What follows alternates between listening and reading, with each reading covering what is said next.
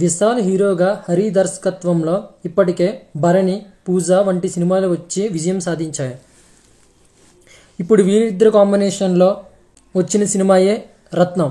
విశాల్, ప్రియా భవానీ శంకర్, సముద్రగని, గౌతమ్ వాసుదేవ్ మేనన్ తదితరులు నటించిన ఈ సినిమా ఈ నెల 26వ తారీఖున థియేటర్లో రిలీజ్ అయి ప్రేక్షకుల ముందుకు వచ్చింది. ఇక కథ విషయానికి వస్తే తమిళనాడు, ఆంధ్ర సరిహద్దుల్లో సాగే కథ ఇది. లక్ష్యం కోసం హత్యలు చేయడానికైనా వెనుకాడని యువకుడు రత్నం తాను మావయ్య అని పిలుచుకునే ఎమ్మెల్యే సముద్రగని అండతో అప్పుడప్పుడు చట్టాన్ని తన చేతుల్లోకి తీసుకుంటూ పనులు చక్కబెడుతుంటాడు.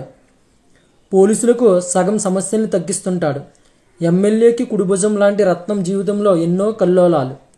చిన్నప్పుడే తల్లి రంగనాయకి పోలీస్ స్టేషన్లో ఉరివేసుకుని ఆత్మహత్య చేసుకుంటుంది. అతని బాల్యం కొంతకాలం జైల్లో గడుస్తుంది. అలాంటిది రత్నం జీవితంలోకి మల్లిక, ప్రియా భవానీ శంకర్ వచ్చాక కొత్త పరిణామాలు చోటు చేసుకుంటాయి. తమిళనాడులోని తిరుత్తని అడ్డాగా చేసుకుని ఎన్నెన్నో అరాచకాలకు పాల్పడుతుంటారు లింగం బ్రదర్స్.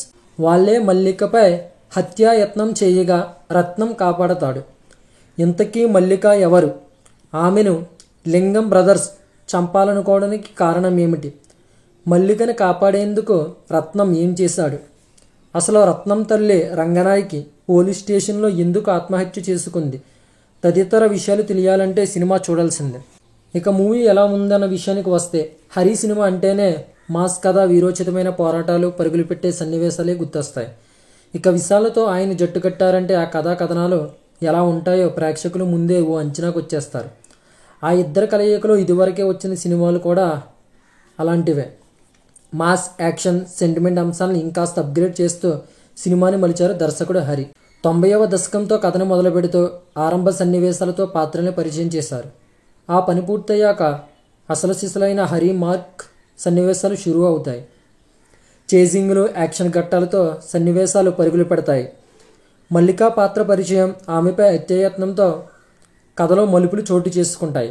లింగం బ్రదర్స్ అరాచకాలు, మెడికల్ కాలేజీ వ్యవహారం అంతా సాదాసీదాగా పాత సినిమాలనే గుర్తు చేసిన విరామం తర్వాత కథలో చోటు చేసుకునే మలుపులు సినిమాని ప్రత్యేకంగా మార్చాయి.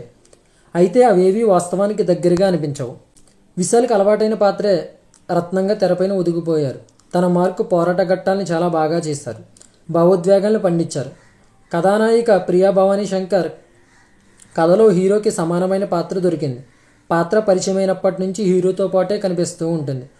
వైదుర్యాలు కావాలనుకునే ఓ యువతిగా చాలా బాగా నటించింది. ఎమ్మెల్యేగా కనిపించే సముద్రగని పాత్ర ఆకట్టుకుంటుంది. సాంకేతికంగా యాక్షన్ ఘట్టాలు అలరిస్తాయి. సంగీతం చిత్రానికి ప్రధాన బలం. పాటలు, నేపథ్య సంగీతంలో దేవిశ్రీ ప్రసాద్ మార్కు కనిపిస్తుంది. దర్శకుడు హరి సినిమాలకి ప్రత్యేకమైన ఫ్యాన్ బేస్ ఉంది. అయితే కథా కథనాల పరంగా ఆయన వైవిధ్యం చూపించాల్సిన అవసరం ఉంది. కథలోని ప్లస్ పాయింట్స్ విషయానికి వస్తే కథలోని మలుపులు, విశాల్ యాక్షన్. కథలోని మైనస్ పాయింట్స్ చూస్తే కొత్తదనం లేని కథనం, ద్వితీయార్థంలో సాగతీత. ఫైనల్గా ఈ మూవీకి నేనిచ్చే రేటింగ్ 2.5 out of 5.